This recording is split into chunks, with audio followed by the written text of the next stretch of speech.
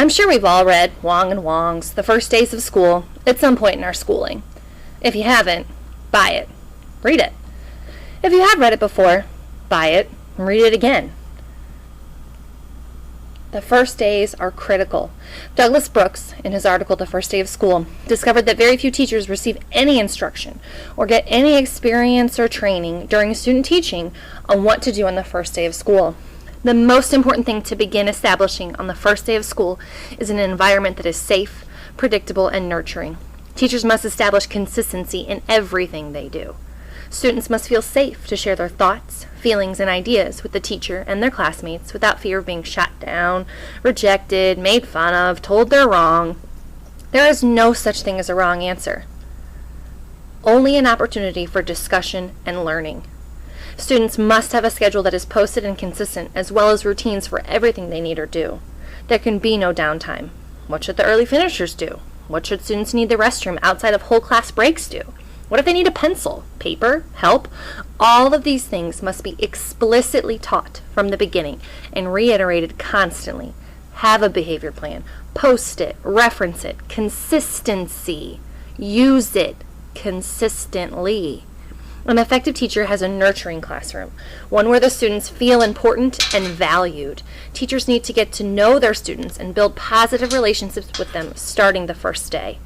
You have to know them as people in order to reach them as learners. What do they like, not like? How do they learn? What upsets them? These are all crucial to know in order to maintain a positive community that is focused on learning and growing together. They're going to upset you.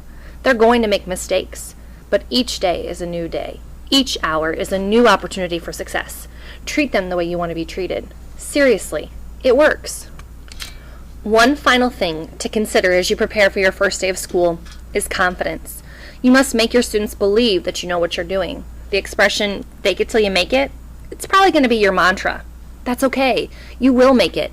Be willing to make mistakes, just like your students, but do so gracefully and honestly. Be honest with yourself. If you need help, ask for it. Your colleagues, instructional specialists, principal, they're all there to help you. No one wants to see you fail. Seriously. I believe in you. Believe in you.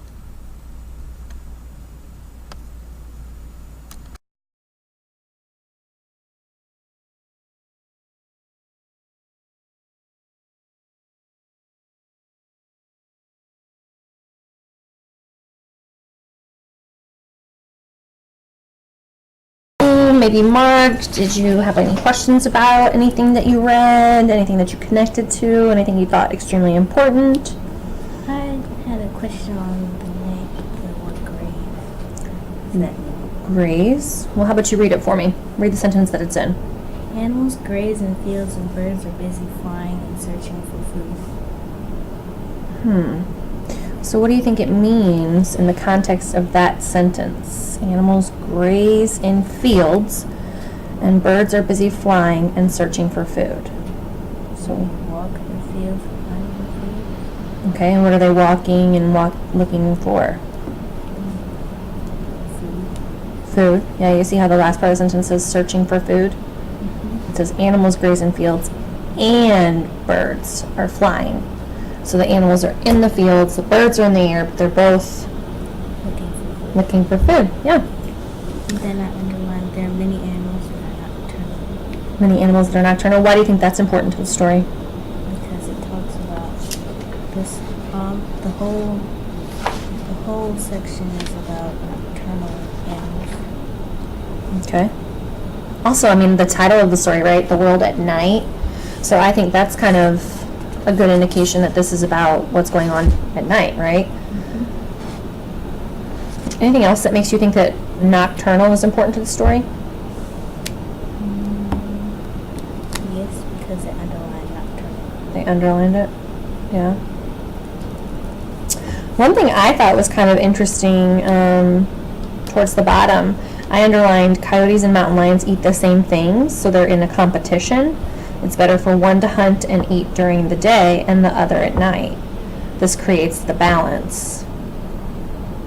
That kind of reminded me of something we learned about in science, didn't it? What is that balance that they're talking about?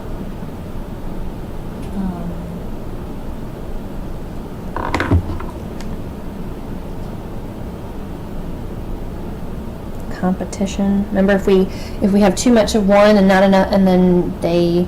Oh, if one eats up of all the food, then the other ones will die, and then whatever they eat, there will be more of. Right? Do you remember what all that was called?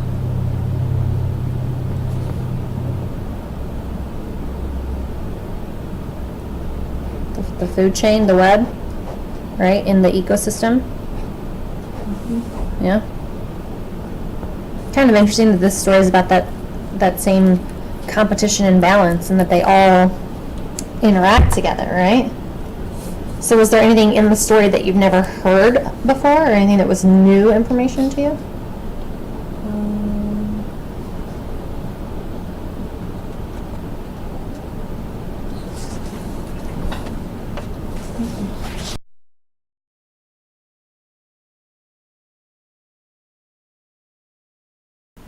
As we begin each new school year, let us remember the fine nuances and the distinguishing essence of that proud word, teacher. Teacher, you are a poet, as you weave with your colorful magic language a passion for your subject. Teacher, you are a physicist, as you bring magic, logic, reason, and wonder to the properties, changes, and interactions of our universe. Teacher, you are a maestro, a master of composing, as you conduct and orchestrate individuals' thoughts and actions from discordant cacophony into harmonic resonance. Teacher, you are an architect, as you provide each student a solid foundation, but always with a vision of the magnificent structure that is about to emerge. Teacher, you are a gymnast, as you encourage the contortions and gyrations of thoughts and the flexing and strengthening of ideas. Teacher, you are a diplomat and the ambassador of tact and sensitivity, as you facilitate productive, positive interactions among the multiplicity of personalities and cultures, beliefs, and ideals. Teacher, you are a philosopher, as your actions and ethics convey meaning and hope to young people who look to you for guidance and example. As you prepare for your first day and each day, when your students enter and you encounter their attitudes, ranging from eager, enthusiastic anticipation to uncomfortable, uncertain apathy, recall the powers you have within, from poet to philosopher, and present yourself to those students as a person worthy of the noble title of teacher.